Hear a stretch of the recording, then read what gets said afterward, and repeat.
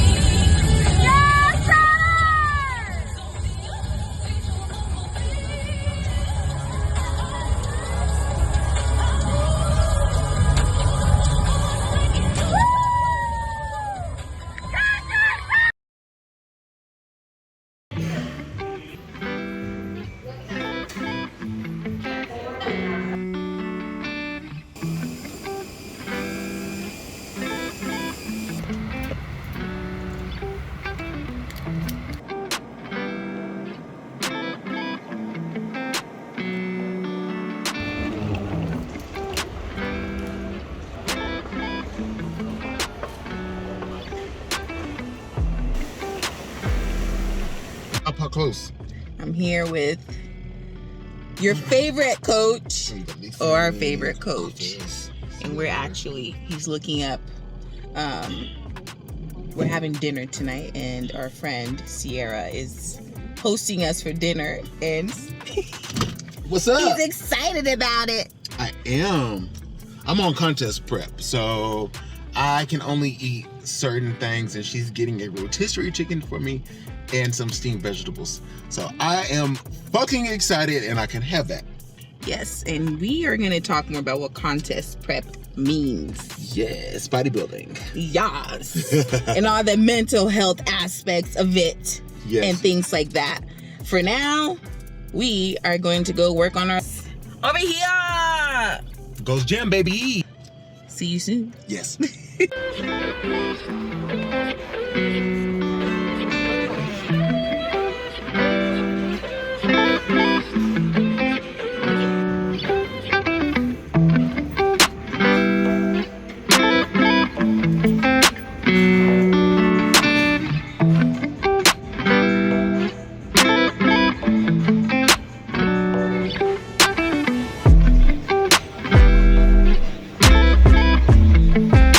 Plug in what you're currently eating into the app per those calories so that you can hit your goal.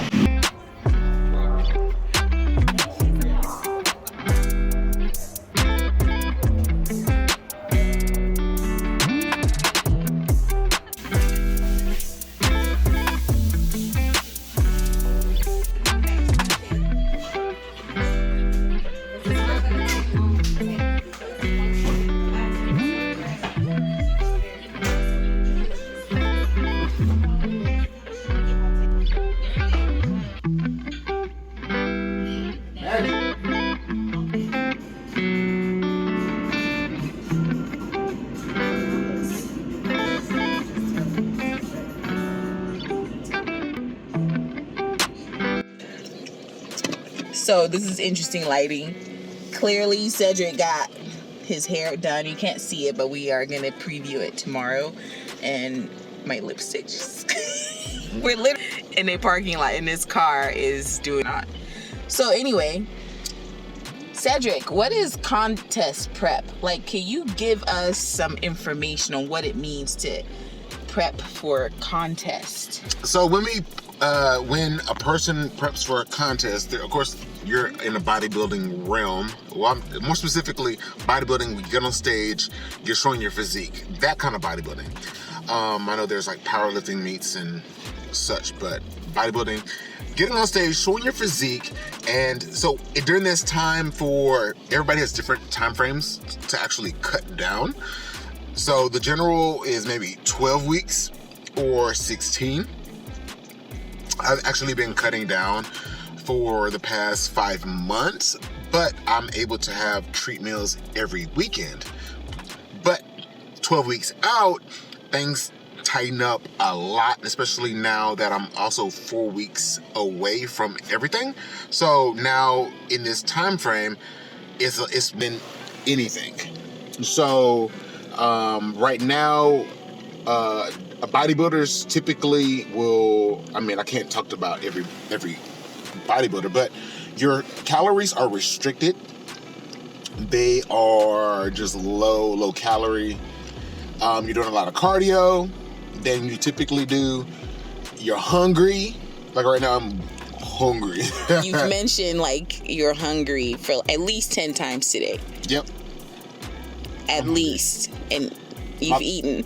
And I've eaten. I would eat. So basically my diet right now is protein. I have a little bit of carbs in there, but like I put it around my workouts. But other than that, like my body, like metabolism is like this right now. It's like as soon as I eat something, 20 minutes later I'm hungry again. So yeah, my body's just working overtime and it's tightening. My body's doing what it needs to do. I would think all of that, like it sounds like you're Super Saiyan on a different level as you would on a regular, like working out, eating, meal prepping, and things like that. Like this seems a bit more extra. Does it take like a mental toll? It does. Of course, Pepe's she's already seen me moody many times. And affect a bodybuilder a lot during this time. And this is like this is our time where we actually look really good, but we're also really weak. So our strength tends to go down. We're working out, we get gassed out because we're not consuming enough carbs.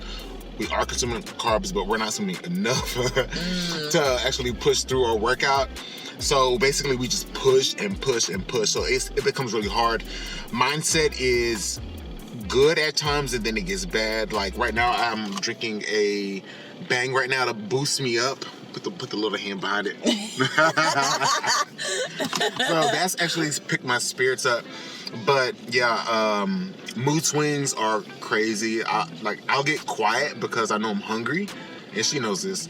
And she's thinking, I have my gum down here. I always chew it to help me feel like I'm doing something with my mouth, like just chewing wise. Keep me busy because I'm always like I'm wanting to actually eat food. Like I just need I want like a salad or some chicken like all the time. And typically during this time it's hard for a bodybuilder because with the whole aspect of not eating enough food, you're prone to actually cheating on your plan, like significantly, like wherever you go. Some people's willpower is just not there. For me, I've done this will be my 5th show, so willpower is there. So most definitely I know the ins and outs of it. Of course, yes, I am hungry. I still do crave stuff. And if I do want to actually eat some like food, like extra, basically it's gonna be some protein. It's gonna be some chicken. Chicken is my go-to. If I'm craving a little bit more at night, just like I'm like, okay, I need like I'm literally, I just don't feel good at all. I feel like shit. I feel like I'm about to pass out. I would just heat me up some extra chicken and eat that, and then I'll feel better and eat a salad. So, yeah. Okay. Well, like, as you're talking, I'm like thinking about my experience with you, and I've known you for a while. You're an outgoing person. That's why we get along, really. We're kind of the same. We're twins. We call each other twins. My twin. And like when I'm hungry, my mood is awful. So I can't imagine like what your mood is like when you're always hungry. So like, what is that like to be in that state of hunger, but you're eating? Like, what is that like for you to feel that way? How do you go about your day to day having that experience? You go through it. It's one of those things. It's like you just go through it. So this week it actually hit me a lot harder. I was actually anticipating this to happen like sooner, in prep, but it pushed back until last week. So I was 5 weeks out. So this week, tomorrow I'll be 4 weeks out. So I'm actually really, really happy because typically I'm like starving about 10 weeks out. And like I'm still having to push my body to actually do what it does. So it's this anxious feeling that you have. You know that you have I have 6 meals. And so after breakfast hits, I eat breakfast and then I'm like, oh, I'm still hungry. Well, I have 5 other meals. You go for the next one. You're like, okay, I have 4 meals. Okay, I need to space this. And so then at lunch, I'm eating 2 meals. And that leaves me with how many? That's 3, I believe. Yes. and you go to bed late, so you have 12 hours left. So literally, I have because I had breakfast and then I eat another one. That's 2. You ate 2 meals for lunch. And then 2 for 4, 5. So I have 2 meals left. So I have a pre-workout and then post. So I have to wait until around 5 o'clock to eat my pre-workout meal and then do my post right after. So at night I'm typically starving and I'm just like, oh my gosh, I'm hungry. So I opt to buy the car's moving. Look, the lighting is so much better though. Is it? At least for me. We do this and it's brighter. It's brighter. So most definitely salad. Going for a salad, veggies, is a good way to go. But you don't want to go overboard. I actually had a bad experience last week with veggies. I overconsumed, and the fiber, too much fiber is a bad thing. Devil. It's the devil. Yeah, so I experienced that, and I was just like, yeah, no more vegetables. And no extra vegetables. Salad, yes, I did experience a little bit of bloating with salad other weeks, so I kind of cut off of that. But vegetables, it hit me hard. So, yes, being hungry all the fucking time. Can I say fucking? You said it already a number of times. All right. I can't tell. I'm a sailor. Yeah, so it's a lot of adjustment. And can I say, so I've been here since 9 a.m. Texas time, and he has nonstop been working. It's also a holiday, so we are recording this. Today is what? Friday. I'm saying July. No, we're in November. November 11th. It's Veterans Day. It's a holiday, but he's been working. I mean, clearly I'm working too, but not as he is. He's been on the go, and this is the only downtime we've had since I've arrived. Yeah. Y'all saw, he picked me up. We went home. He worked.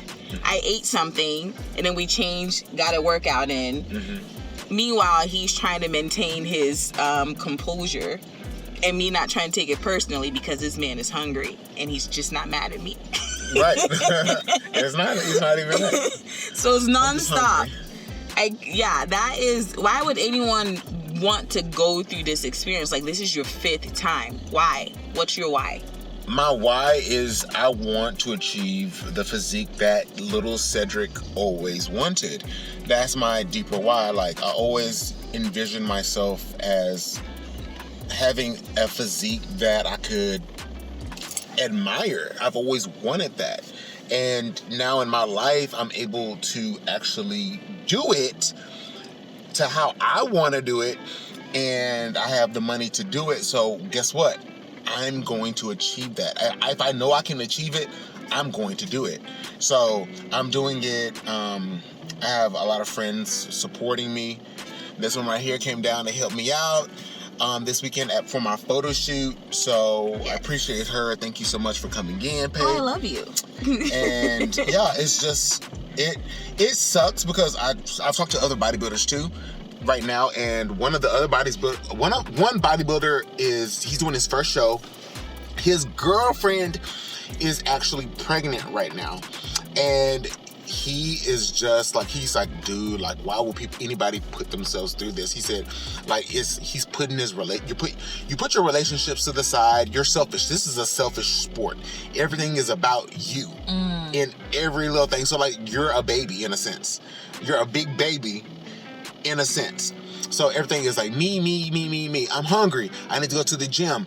I need to eat this. I can't do this. So we're just big babies walking around that are swole during this time. Yeah. So putting ourselves through this is a mental game. It puts you at another level. It puts you in a whole nother realm of individuals mindset wise. A lot of people won't endure this at all. So this is a very special part in the fitness world where we're special. Like we're special in this part because people won't put themselves in a hunger state. Like you're hungry. Some people are like, oh, I love to eat. Well, I'm like, well, if you love to eat, you won't be able to do contest prep because guess what? Food's gonna get cut because you got to lean down because you're showing the best physique that you have. All right. So we will carry on in this conversation throughout the weekend. Tonight we need to go to dinner, and we're lucky because he almost didn't go to dinner, but he's going because, and we'll talk more about this tomorrow, we're going because, or he's actually able to come because our friend is picking up food that he can actually eat. Yes. So I want to talk about like isolation and like stuff like that also carries with this type of training. Yes. Yeah, we'll talk more about that. Yeah, he's gonna think about it because I can actually answer this right now. Look, he wants to talk, so we're gonna let him talk, and I'm gonna listen. Isolation. So this seems a bit of like an isolating experience. Is that true? When I first started, it's very isolating. When you first do it, it's very, very, very much isolating. Oh, take this seatbelt off, John. Where are you going? So when it comes into being isolated, you want to not be surrounded by, because like people can irritate you. It's just your mood. You're hungry. So people tend to irritate you when your calories are low. So imagine you not eating, right? And you become hungry. You're like, oh, I'm grouchy. It is times 10 on prep. So if you get grouchy because it's later in the afternoon and you haven't ate lunch, try being a bodybuilder on contest prep where you stay hungry. So it just intensifies as you go, and you're still working out every single day. You're doing all your cardio and making sure you're checking in and make sure you're doing everything right. So you want to isolate yourself so that you don't have those feelings towards certain people, especially your friends and loved ones. Isolation brings depression. Isolation does bring depression, but that's when you also need to bring in people at the same time. So like for me, I have people at the gym I talk to a lot. So I talk to them. Community. I'm not alone in this at all. When I first started, I was alone because I didn't talk to anybody about it. Like that I was doing a competition. I just wanted to do it. Right. So without like even explaining, because I would think the explaining part of it, like having to tell people, oh, I'm not eating this or drinking or whatever because I'm doing this thing. Right. And so that's one of the things I told her about. And so she was like, oh yeah, we're going to go to dinner. And I didn't know who we're going to go to dinner with, but I was just like, I don't want to go to dinner because I don't want to explain myself because I've done it so many times. And people will go, oh, what are you doing? Oh my God. And it's just like, I don't want spotlight on me because I'm sitting at a table and I can't eat what everybody else is eating. And it just makes it tough, and especially if you can't eat there. If I can eat at a restaurant and know that I can, like you can modify anything, but certain restaurants are pre-made, preset. So it makes it hard for a bodybuilder actually going there during prep. I'm like, I just need like straight up chicken, straight up clean vegetables. Chili's is the best way to go. Chili's always comes in clutch. Chili's. Baby back ribs. Let me hold one. Barbecue sauce. But yes, isolation is a thing. It can be good or bad for you. I know some people, if you don't isolate yourself, especially if your crowd is not particularly good at holding you accountable, and they're like, oh, it'll be okay. Not supportive in the way you need them to be. Exactly. And you'll sit at that table and you'll eat, you're at, what is it? I don't know, Papa Do's, and you eat the biscuits or Red Lobster, and they're like, oh, have a biscuit to be okay. Oh, you'll burn it off tomorrow. Oh, but you tell their friends like, hey, I'm 4 weeks out. I can't eat these biscuits. And so if that person goes and eats those biscuits, it can actually ruin all that hard work that they actually been doing. It'll push it back. So instead of them being 4 weeks out, it may push them back to like 8 weeks out because of all the carbs and the fats that they've consumed, depending upon that person's metabolism and bounce back. But 4 weeks is enough time to recoup, but you don't want to risk that because you already worked so hard. Don't want to risk it for the biscuit. Don't want to risk it for the biscuit. So isolation can be a double-edged sword. Yeah. Which makes me nervous. During these times when you tell me you're prepping, I get nervous, but I also get excited because I know how much this means to you. But as your friend, I'm like, yeah, you're also a social person, and you're having to hide so that you're not feeling overwhelmed by people's support or concern or whatever. It's very overwhelming. It is people in general. I stopped going to a gym because I just felt like I was just okay, there's so many people in this gym. I'm I need a little bit of space. I need to breathe. Yeah. So I'll definitely go back to that gym, but it's just I think I want to finish prep before. I want to finish prep so then I can go back and enjoy the gym again. But it was just so much all at once. I was oh. But I started going to the gym in the morning because I feel better in the morning, and at nighttime I can actually rest and sleep. So that there's a whole bunch of benefits with going to bed early because I tend to hold body water. I tend to hold water weight. So by me going to bed early, my body has actually been tighter this time around, rather than holding water in all the wrong places. So yeah, so. It's been working so far, and the freaking finger waves get look! Right there, look at that. Yeah. So we're gonna see more of this tomorrow.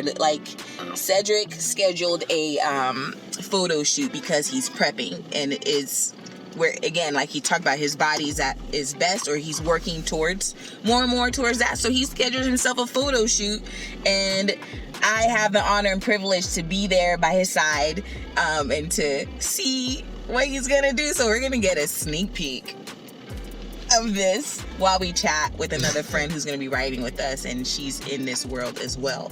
So it's gonna be cool. I'm excited. It's gonna be fun. Yeah. So we'll talk some more later.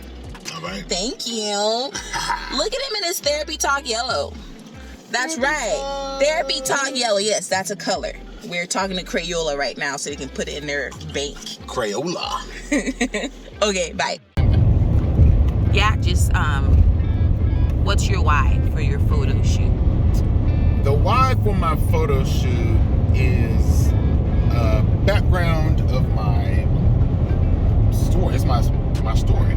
So basically, through quarantine, me and Pauline, I heard a song. It's called "Devilish" by Alex Newell, and it made me just ponder. I always liked his music, and then I heard this one, and I was like, this resonates with me. And so then I started digging deeper into the meaning of devilish. He's talking about a person that's he keeps on falling for, and he's falling for a person that keeps on bringing him down. But Alex, being that person in the relationship, loves it. He loves that feeling that person brings. It's dangerous, right? So I was like, oh, that would make a cool movie and or TV show. And I just was thinking about it. Then I was like, well, what if the devilish side of this person that he was talking about was actually like himself, and he's always succumbed to, you know, his bad side. So the why behind the photo shoot is my story, again, on being, you know, I'm telling my story through song lyrics. It's very artistic, it is very deep. A lot of people only will see surface level, they'll just see the pictures. And again, like I always do like a live, and I always let people know, like, this is like 80, I'm gonna put like 80% facts in here based off of song lyrics that have happened in my life, as well as 20% is just like a little bit extra, just like to have some fun. Of course, the devilish part of it. But the pictures of having a good guy, bad guy being the dark ego side of me, and then good guy being me. So you'll see me in the pictures, in the good guy, and then you'll see how I actually want to be and look, and like you kind of see the bad guy, my alter ego, in the devilish pics, the darker side, the fun ones. Why is it so important that you tell your story in this way? It's important for me to tell my story because devilish relates to everybody's situation. And when I tell people that, I'm like, this is everybody. Like, devilish is everybody. Everybody has their own devilish story. So I'm letting people know, like, hey, it's okay to, you know, have fun with your alter ego, whichever that may be. Some people maybe go outlandish with it. You know, everybody has their own ways of handling their life situations. But for me to tell my story is very important because I just want people, I'm a coach. So I'm being vulnerable and letting people know, like, hey, this is happening to me, this is happening in my relationships, or this has happened to a friend, which I don't let nobody know what the lyrics are actually meaning to certain people, or like if it's from somebody, they won't know it because I don't say anything, I don't say no names. But just know that, yeah, everything is there. Yeah, I laid it out. Okay, it's your way of self-expression. It's your way of expressing your vulnerability, and what an amazing way to do that by like storytelling, which is music is a lot of storytelling, right? And for you to connect your life story and find lyrics to reflect that and show us like an imagery of what those lyrics represent to you, I think it's amazing. Yeah, it's very amazing. Okay, thank you. It's like you're excited. Yeah.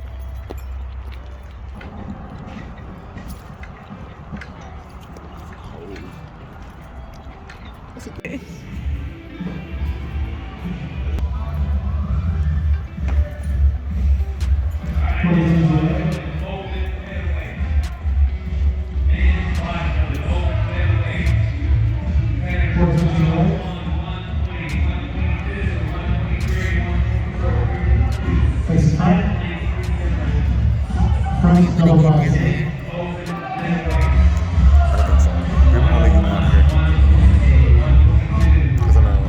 That's like VIP.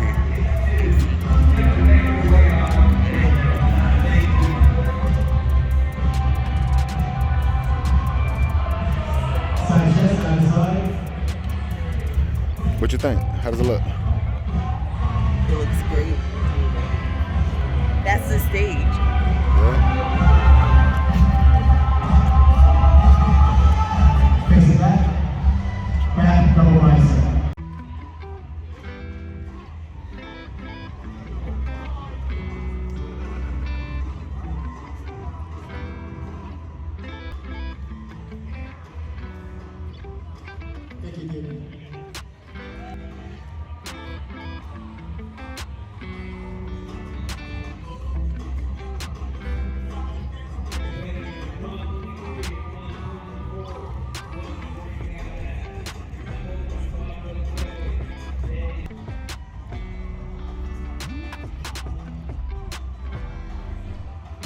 Quarter turn to your right.